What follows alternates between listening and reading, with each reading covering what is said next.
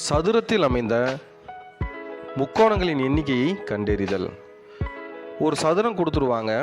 அந்த சதுரத்துக்குள்ளே பார்த்தீங்கன்னா முக்கோணங்கள் இருக்குது. அந்த நம்ம ஒவ்வொரு முக்கோணமும் நம்ம எண்ணிட்டு இருக்க முடியாது.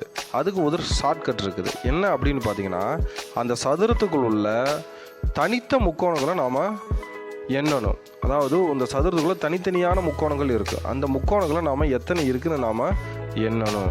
இங்கே பார்த்தீங்கன்னா தனித்த முக்கோணங்கள் பார்த்தீங்கன்னா 1 2 3 4 5 6 7 8. இங்கே வந்து பார்த்தீங்கன்னா தனித்த முக்கோணங்கள் நமக்கு 8 கிடச்சிருக்குது. ஓகேவா? இப்படி தான் நம்ம ஒரு சதுரத்துக்குள்ளே எத்தனை முக்கோணங்கள் இருக்குது, அதாவது எத்தனை தனித்த முக்கோணங்கள் இருக்குதுன்னு முதல்ல நம்ம பார்க்கணும். இந்த கணக்கில் நமக்கு 8 தனித்த முக்கோணங்கள் இங்கே கிடச்சிருக்குது.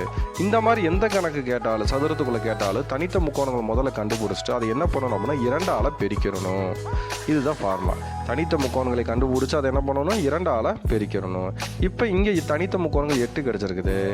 அதை 2ஆல் பெருக்கணும் அப்படின்னா 8 2 16. அப்போ இங்கே நமக்கு தேவையான முக்கோணங்களின் எண்ணிக்கை 16. நன்றி.